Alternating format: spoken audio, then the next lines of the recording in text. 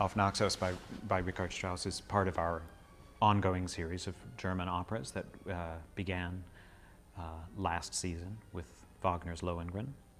And Ariadne auf Naxos is about as far from Lohengrin as one can get, in that it's essentially a chamber opera, but it's a chamber opera of unbelievable orchestral virtuosity. It's one of the most delectable, complex, unforgettable tragicomedies in the repertory. It contains some of Strauss's most beautiful, most melodic music. Richard Strauss was a lover of classical literature, and the Ariadne story, the Ariadne and the Labyrinth and Theseus and Bacchus and that story, to mix that with a comic story of the Commedia dell'arte characters, these stock, supposedly, Commedia dell'arte characters. And in the plot of the opera, there is an opera being done on Ariadne, and there is a troupe of Italian performers, and there's a decree that they have to do their two pieces at the same time. The wonderful thing about this piece is that we are very conscious of the fact that we are being introduced to performers in the prologue who, in the opera, the second half of the piece, are assuming the roles that we saw them preparing for. But once they do assume the roles, they become completely credible as their characters.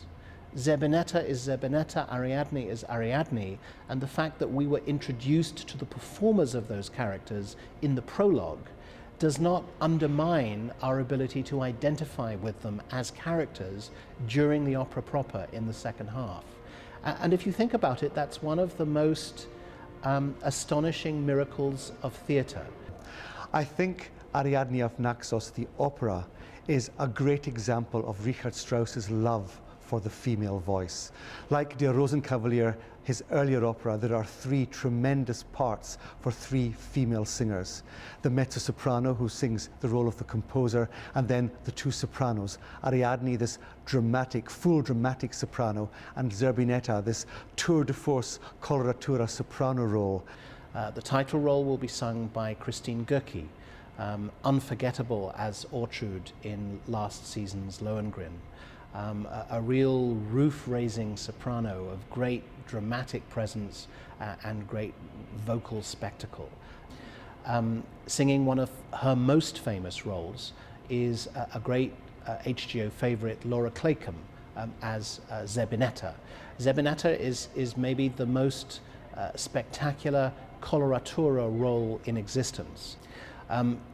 Also singing one of her most famous roles is Susan Graham, who comes back to HGO after last season's role debut as Xerxes, as the composer, the passionate young male composer who is horror-struck at the thought of his tragic masterwork being compromised by having to be staged alongside a harlequinade, a cabaret.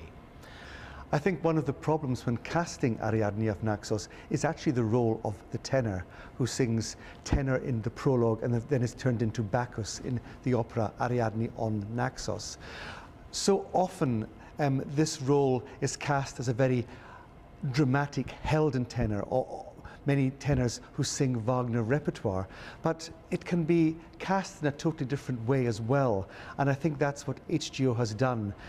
We've engaged Alexey Dolgov, this very talented lyric tenor who sang Cavaradossi for HGO last season, and what people get here is a far more lyric performance of Bacchus's very beautiful music. The production is sumptuous, is spectacular, is very beautiful. It's set in the 18th century with very grand, very spectacular 18th century costumes, and it's directed by John Cox, who is one of the great doyens of the operatic world, a director of immense experience, of immense distinction, who will be coming to Houston to direct this wonderful, wonderful cast that we have. It'll be conducted by our music director, Patrick Summers, conducting this piece for the first time.